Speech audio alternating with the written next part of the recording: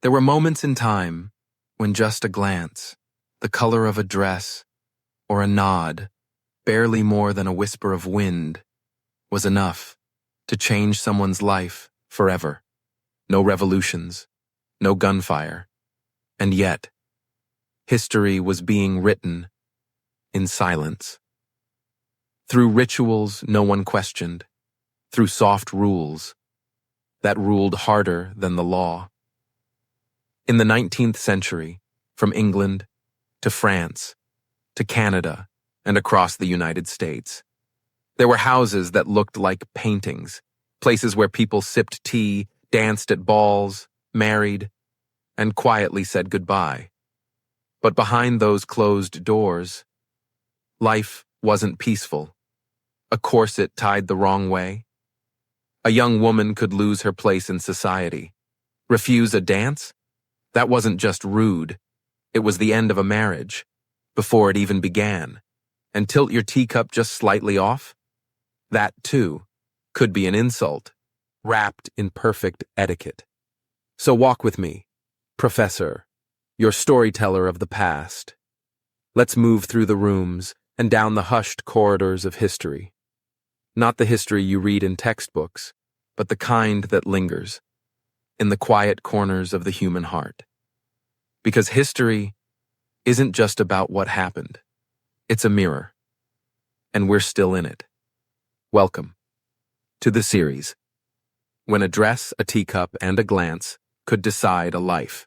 Have you ever felt like one small detail was enough to change the way someone sees you? Maybe it was a greeting, a glance, or an awkward handshake at a family gathering. Just that moment. And suddenly, a door opens or slams shut. If you've ever felt that way, you've already touched a part of the world women in the Victorian era had to live in every day for their entire lives. Hello, I'm Professor, a storyteller of history, not from a podium, but from the quiet corners of life where history meets the human heart. Today, I'm not taking you into a battlefield, and I'm not giving you dry timelines.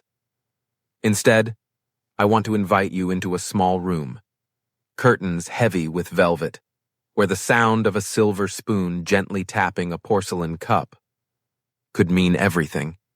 We begin this series, not with a revolution, but with an afternoon tea. Now I want you to imagine this. It's a winter morning in London, 1863. You're a 21-year-old woman, at the age where, if you're not already engaged, the whispers have started. Your bedroom is so cold the water in your wash basin has frozen. But you can't get out of bed, not because you're lazy, but because it's the rule. A proper lady is never to be seen in an unprepared state, and the very first thing you must choose is the color of your dress, blue or green. But this isn't about your favorite color. It's strategy. Because Lady Montgomery, the hostess of today's tea, once said green reminds her of illness. One wrong choice, and you might be left off the next invitation list. And for someone like you, that could mean being quietly erased from society. Sounds harsh? It was. And it was the reality for millions of upper-class women in the Victorian age, in England, in Canada, even in wealthy immigrant communities in the United States. I once visited a real Victorian house in Boston. The curator there, an older woman named Ellen, told me, back then, women weren't allowed to make mistakes, not even by accident. A wrinkled skirt could make a mother cry all night, fearing it might ruin her daughter's future marriage. And you know what struck me most? It wasn't the 30-pound dress. It wasn't the corset tight enough to make girls faint over tea. It was the silence, the pressure of stillness, the servants who entered rooms without ever making eye contact, the children trained to sit still for hours, just so they'd look well-educated. And I kept wondering, how did they live like that? Not just survive, but keep the whole system going for generations? The answer lies here. In that world, history wasn't written in books. It was written in gestures, in details, how you held your teacup, how long you looked at a man. People say history belongs to powerful men, but sometimes it was carved in the quiet choices of women who weren't even allowed to speak. Now, maybe you're watching this in your 50s, 60s, or beyond. You remember a time when just one look from a neighbor could make you change your whole behavior. You were told to walk softly, speak gently, smile politely.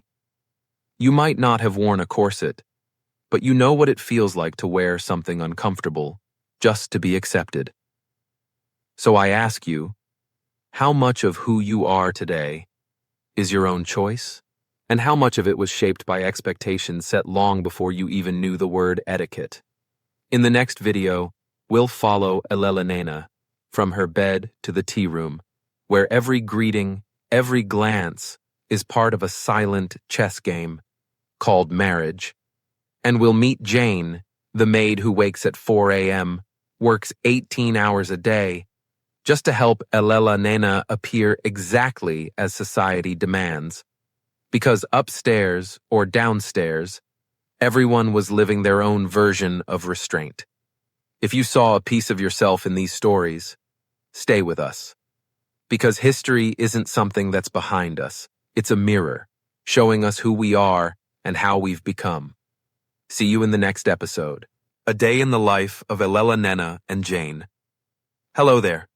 I'm Professor, your storyteller of history. And today, I'd like to take you somewhere quiet, but revealing, into a Victorian home, a place where two women live under the same roof, but walk through two completely different worlds. One of them, Elena, was born to be admired. The other, Jane, was born to be invisible. But here's the twist. Both are trapped by rules they never chose. And sometimes, freedom doesn't live upstairs. 4:30 a.m. Jane, 23 years old, wakes up in the basement. No alarm, no sunrise, just the cold clang of a servant's bell, loud, sharp, and final. It's time to start the fire, in 7 rooms, before anyone else wakes. She splashes icy water on her face, pulls on her worn apron, and slips into the chill that lasts all winter. I once stood inside a restored Victorian kitchen in Canada. Stone floor, no heat. After 10 minutes, I couldn't feel my fingers. Jane lived there, every day, all season. 7:00 a.m. Upstairs, Elena is still in bed. Not because she's lazy, because a lady must never be seen before she's been properly dressed. That's the rule. Jane walks in carrying a bowl of warm water. "Miss, today is Lady Montgomery's tea," she says gently. And just like that, Elena's breath tightens. This isn't just a tea party. It's a silent audition for marriage, for status, for her future. "Blue or green, Jane?" It sounds like a simple question, but it's not. It's strategy. Jane hesitates, then replies, "Miss, Lady Montgomery once said green reminds her of illness. One wrong shade, and a promising match could vanish. Elena is 21. She can't afford to be forgettable." Then comes the corset. Jane pulls the laces tighter and tighter. Elena grips the bedpost. Her breaths turn shallow. "A bit more," she whispers, even though her ribs scream otherwise. Because Lady Montgomery notices everything. I once read a medical journal from 1872. It said corsets didn't just shape bodies. They crushed lungs, shifted organs, bent spines. But back then, women weren't allowed to feel pain. They were only allowed to be beautiful. Breakfast. Upstairs, it's silent. Elena eats slowly, delicately, across from her parents. Even here, everything is judged. Her manners, her voice, her pace. Downstairs, Jane eats quickly. Watery porridge, strong tea, no meat, no rest. An 1850 maid's manual once said, "A frowning servant casts a shadow on the household." So Jane smiles, even when she's exhausted, not because she's praised, but because she's expected to. Alela Nena plays the piano, embroiders, reads French poetry, not for fun, but because these are her assets in the marriage market. A lady who can't perform has no value. Meanwhile, Jane is washing that same dress, mending the sleeves, scrubbing the steps till her knees ache. Both are training. One trains to be chosen, the other to survive. Then comes the tea. Lady Montgomery's tea is not a party. It's a chessboard. Ilela Nena must sit in the right place, say the right thing, smile the right way, not too loud, not too quiet, clever, but not intimidating, lovely, but not threatening. Jane stands behind her, pouring tea, replacing biscuits, catching every drop that spills. If she does it perfectly, no one sees her. If she messes up, everyone does. Same house, same day. Two women, two lives that never truly cross. And sometimes I wonder, isn't it strange that the girl upstairs, surrounded by chandeliers and fine china, might be just as trapped as the girl sleeping in the basement? But here's what history teaches us. Before you can escape the cage, you have to know it's there. In the next episode, I, Professor, will take you deeper into that tea room, where a single glance from a powerful woman can lift you to a wedding altar or erase you from society in silence. And I'll show you how, in a world ruled by rules, only those who understood the unspoken ones ever truly survived. So stay with me on this journey, where history isn't just something we study, it's something we feel. And sometimes it reflects the world we still live in today. The servants, the silent foundation of the noble empire.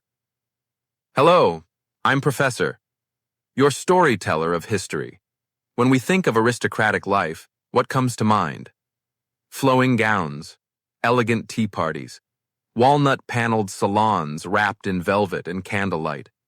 But behind that grand image, there was another world, a quieter one, a world of people without names, without titles, without spotlight, and without them, the noble empire would have crumbled. Today, I want to take you with me, down the narrow servant stairs, into the dim basement hallways, where the invisible ones made silent history. In a typical upper-class home in 19th century England, France, or Canada, servants weren't just one or two people. They were a system, a living, breathing operation, like a small company, always in motion. The butler, the housekeeper, the cook, the maids, the doorman, the shoe shiner, the lady's maid, the errand boy, the girl who carried the coal, the boy who ran in the rain. Sometimes, a noble family of just 5 had as many as 18 servants, 18 lives, living in the shadows, eating separately, sleeping in the basement, using their own staircase, and never, ever seen unless summoned. It was a parallel world, inside the same house, but not the same life. Up before the masters, asleep long after them, always quiet, always invisible. That was the rule of survival. One wrong look, one creaky step, one word out of turn, and you could lose your job. Be blacklisted, never hired again. A friend of mine, a cultural historian at Oxford, once recreated the daily life of a housemaid in 1850. She mapped it out, hour by hour. And you know what she found? From 4 a.m. to 10 p.m. Not a single official break. 16 to 18 hours a day. In exchange for a hard bed, a few coins, and a fragile place in someone else's home. They don't get chapters in history books. But make no mistake, The world of servants had its own rules. If you were close to the butler, you had a chance to move up. If you could keep secrets, you earned trust. Say one wrong thing, you'd be gone by nightfall. There was one rule everyone knew, but no one said aloud. Know everything. Say nothing. Have you ever worked in a place like that, where you knew the truth, but weren't allowed to speak it? Heard private stories, witnessed pain, held secrets that didn't belong to you? If so, you've seen the world Jane lived in, the world Thomas and Ellen quietly carried on their shoulders. There were no phones, no email, no social media, and yet, gossip traveled faster than today. How? Servants. They were the original social network. Quiet, efficient, everywhere. A maid who used to work here now works there. A chef moves into a new household. A driver overhears a whispered conversation in the carriage. Before CNN, before Twitter, before WhatsApp. There was the servants' network. And believe me, Lady Montgomery didn't need to read the papers. She already knew the town's latest scandal before the mail even arrived. You won't find statues of servants in the park. Their names aren't carved in gold. No portraits hang of them in museums. But without them, history wouldn't have had a stage to stand on. Because history isn't just made by the ones giving speeches, it's also written in the linens they washed, etched into the floors they scrubbed, carried quietly, by those who were never meant to be seen. And sometimes, the greatest power lies in quiet service. In the next episode, I, Professor, will take you into the world of corsets and layered gowns, where beauty hurt, and perfection came with a price. Why did Victorian women tighten their waists until they could barely breathe? And was ideal beauty truly for women? Or was it something more? A softer form of control? Join me in the next chapter, where history isn't just something to study. It's something to feel, to question, to carry with us. Because sometimes it's not the loudest story that changes you the most.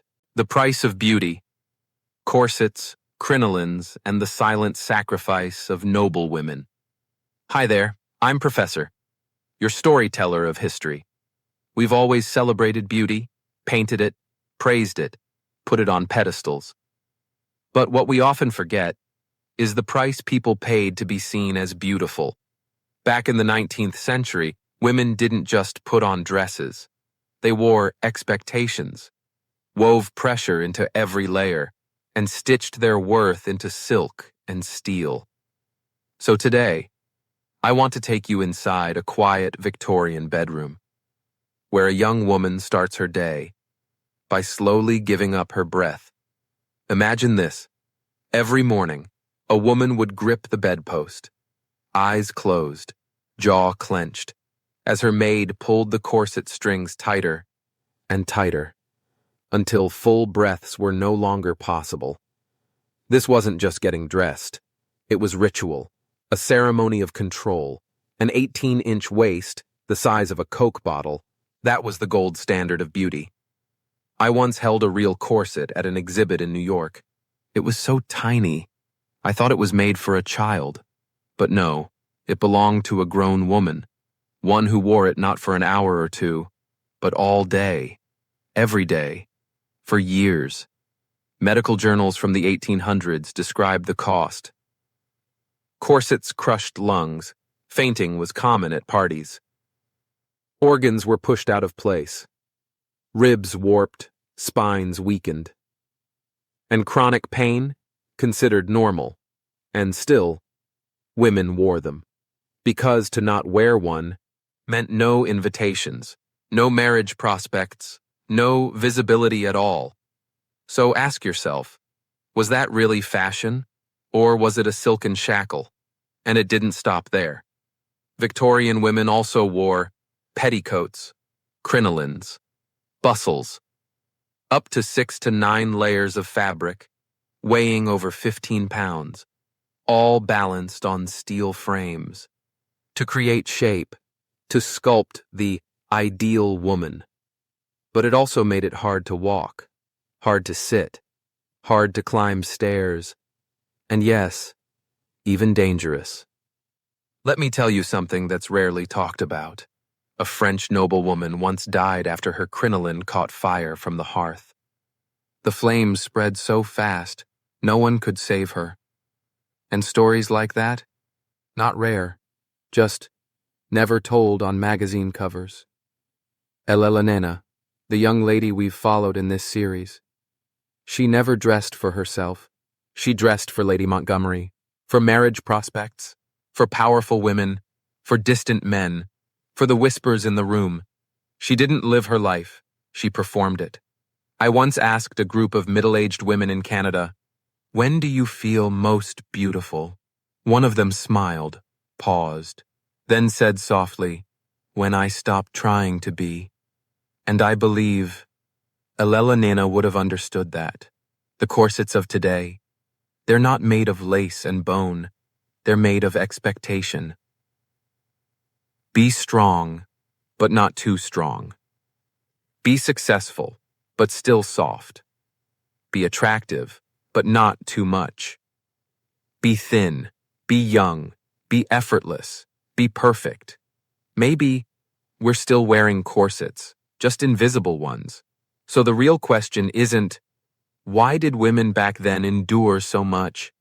It's, what are we enduring today, just to be seen as enough? I'm not sharing this to blame the past. I'm sharing this so we can love better. Love the women who walked in silence wearing steel. Love the girls who smiled even when they couldn't breathe. Love ourselves as we try to unlace the rules we never agreed to. In the next episode, I, Professor, will turn the lens toward the men of the Victorian world. They seemed to hold all the power. But were they truly in control? Or were they too trapped in silence, honor, and fear of seeming weak? I'll see you next time, in the chapter where history doesn't feel distant. It feels deeply human. Victorian men, power, loneliness, and the polite mask. Hi there, I'm Professor, a storyteller of history. When we picture Victorian men, we often imagine tall hats, crisp tailcoats, polished canes, and slow, confident footsteps echoing down grand walnut halls, where every move carries the weight of power and prestige. But today, I'd like to invite you to look deeper, because behind that tailored suit, there was a mask, and behind what we often call male power was often a loneliness no one was allowed to see. In the Victorian era, a noble boy wasn't raised to simply grow up. He was trained. He had to. Sit up straight. Never cry in public. Stay quiet, even when hurt. Never appear weak. A gentleman's handbook from 1853 once wrote, "A gentleman must endure in silence what lesser men express." So from a young age, he learned how to wear a mask. Elite boarding schools like Eton, Harrow, or Winchester didn't teach boys how to love. They taught them how to endure, how to dominate, how to win. Did you know? A 12-year-old boy could be caned for speaking too loudly. No one asked, "Are you okay?" Only, "Did you perform well enough?" Letters home had to be stoic. No mention of homesickness. Ever. If you ever grew up in a place where emotions weren't safe, you might understand. That feeling of wanting to cry, but not knowing where your tears are allowed to fall. Victorian men had to play many roles. Head of the household, the decision maker, the bearer of the family name, the one who held up the home, in every sense of the word. He couldn't afford to fail. He couldn't ask, "I'm tired. Can I stop now?" In a letter from 1881, found but never sent, a man wrote, "I no longer know what I live for, but I know I must not stop." No one ever read that letter while he was alive, because he was a gentleman, and a gentleman must stay silent. Even at home, he couldn't confide in his wife. A husband had to be strong as stone. He couldn't be vulnerable with his friends because silent rivalry was always present. And he couldn't open up to his father because fathers were often even tougher. So in the end, the most powerful man in the drawing room was often the loneliest man in the bedroom. Maybe that was your grandfather, the man who rarely smiled. Maybe it was your father, who never said, "I love you," but quietly fixed the roof before the rain came. Or maybe it's you, strong in everyone's eyes, but breaking in silence when no one's watching. I'm not sharing this to ask for sympathy for Victorian men, but to remind all of us, men and women alike, that every role, every class, has carried its own invisible weight. So if you're a man watching this, Professor just wants to tell you, you don't always have to carry it all. No one was born to endure alone. And maybe, just maybe, being a true gentleman means knowing when to take the mask off, whether you're living in 1875 or in 2025. In the next video, I'll take you to a place that seems calm, but was actually the second battleground for women, the tea room. Why did little cakes and polite gossip have the power to change a young woman's reputation, future, even her marriage? I'll see you in the next chapter, where history doesn't just feel alive, but sometimes feels a lot like us today. From teacups to silent wars, aristocratic women and the art of soft survival. Hi there, friends. I'm Professor, a storyteller of history. When you hear the words tea room, what do you imagine? Maybe a quiet afternoon with sunlight streaming through lace curtains, delicate cakes placed just so, the soft scent of jasmine in the breeze. But for women in the Victorian era, the tea room was not a place to relax. It was a political stage in soft lighting, where even a glance could change a life. And in this episode, I'll show you how, from the tea to the biscuits, every detail was part of a silent chess game women had to play, just to survive. The tea room wasn't just for conversation. It was a courtroom without a judge. Here's how it worked. Sit closest to the hostess? You had status. Arrive more than 15 minutes late? You might never be invited back. Speak too much, too loud, or too cleverly? You were unladylike. Stay too quiet? You were dull and forgettable. I smiled when I read a social guide from 1870. It said, "An ideal lady makes people want to listen without saying too much." Sound familiar? Maybe you've been taught that too. Even in the 21st century, in the tea room, women weren't competing to show off. They were competing to hide their gifts the most gracefully. You play the piano beautifully? Great. But don't overdo it. You speak French fluently? Lovely. Just stumble a little so no one feels insecure. You're intelligent? Please, be just naive enough to seem charming. Have you ever had to shrink yourself so others wouldn't feel small? Have you ever softened your voice even when your heart wanted to speak boldly? If so, you've already stepped into your own modern-day tea room. You don't need to live in the 1800s to know what that feels like. One whispered comment. I heard she went to a common school. And just like that, your chances of marrying well disappear. One subtle glance. Her dress looked a bit off-trend last week. And suddenly, you're cut from the entire social season. No one says it out loud. That's not how the tea room works. It speaks in unspoken rules. An older woman once told me, women back then lived in glass houses. From the outside, it looked beautiful, but on the inside, it was suffocating. The more delicate you were expected to be, the easier it was to break. You remember Jane, the maid from earlier episodes? She stood quietly in the corner, pouring tea, holding the tray, dabbing away spilled water. No one asked her opinion. But she saw everything. She wasn't allowed to play the game, but she saw every move on the board. She never spoke of it. But had she chosen to? She could have rewritten the story of an entire family. And Elena, our young noblewoman, she didn't love the tea parties, but she couldn't skip them. Because in that society, a woman who wasn't seen in the tea room might as well not exist at all. The saddest thing isn't being rejected. It's being erased in silence, being unmentioned. And for many women then, disappearing quietly was more painful than any argument. Now, you might be thinking, this is 2025. What does this have to do with me? But think about it. Have you ever walked into a meeting and felt the outcome was already decided? Have you ever gone to a social event where everyone quietly judged each other's bags, hair, or smiles? Have you ever watched someone disappear from a friend group for saying the wrong thing at the wrong moment? We still have tea rooms. They just look different now. The teacup has become a coffee mug, the outdated dress, a follower count.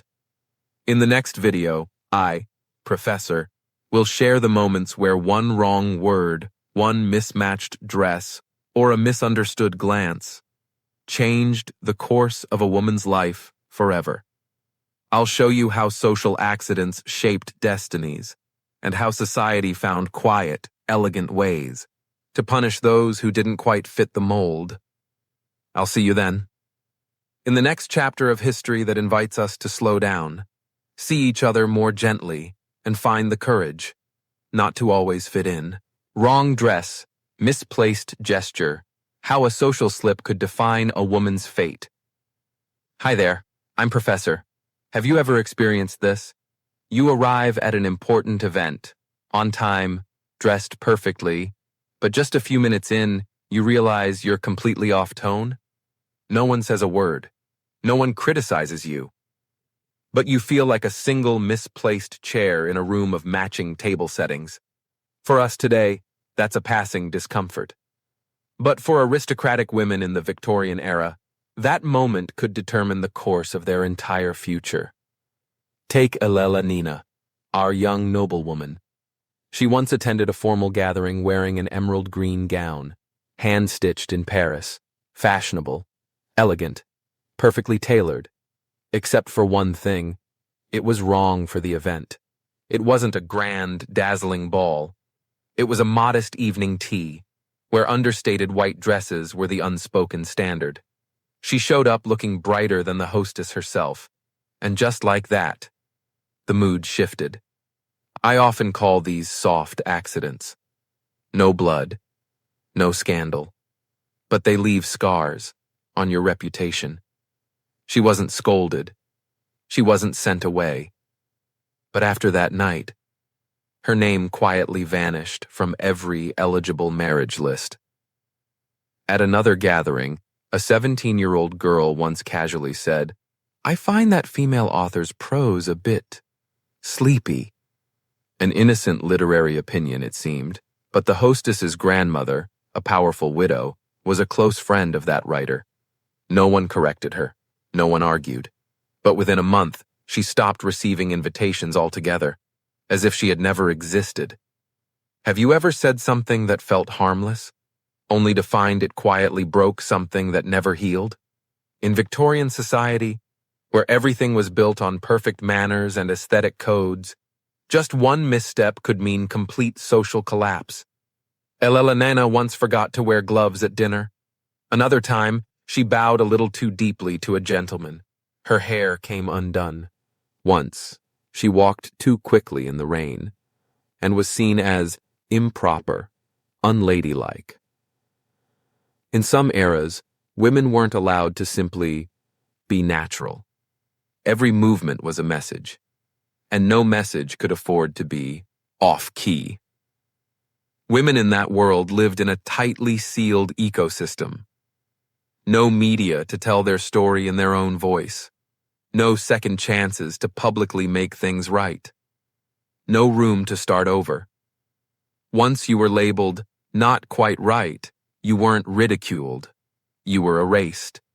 No more parties. No more invitations. no more place in the marriage market. The scariest part? Not the fall itself, but the fact that no one reached down to help because you fell at the wrong time. Today you probably won't be banished for wearing the wrong dress, but still.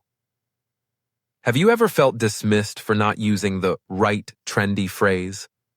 Ever gone silent after posting something slightly off-tone? Or felt like you were slowly being excluded from the real conversations? The rules of right versus wrong haven't disappeared. They've just changed outfits.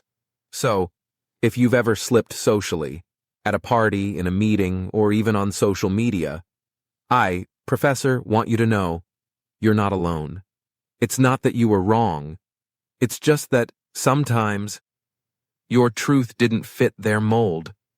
And the good news is, you don't have to fit every mold. In the next episode, I'll walk with you into the world of arranged marriages, where love wasn't the main ingredient, but status, family name, and power alignment were. Marriage, was it a salvation, or simply a contract of control? I'll see you next time, in a new chapter where history reminds us the past isn't gone. Sometimes, it's quietly playing out around us every single day. Aristocratic marriage, love or a contract of status. Hi friends, I'm Professor, your storyteller of history. When we think of marriage, we often picture love, choice, and lifelong happiness. But for the upper class in the Victorian era, marriage was less of a love story and more of a contract. And in that contract, the heart was rarely in the fine print. In 19th century England, Canada, and France, marriage among the aristocracy was treated like an economic and political arrangement. A bride's family might bring a dowry, land, or social prestige. A groom's family might offer a noble title, influence, or elite connections. The goal? To strengthen alliances and preserve the family legacy. In the marriage letters archived in London, I often came across terms like a most advantageous match or to secure the estate. Rarely did I see the word love. Afternoon teas, formal balls, horseback outings. They weren't just social events. They were stages where families could study each other.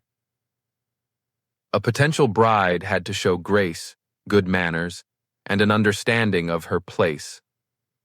A potential groom had to prove his financial stability, estate management, and reliability in upholding family honor. These gatherings weren't about falling in love.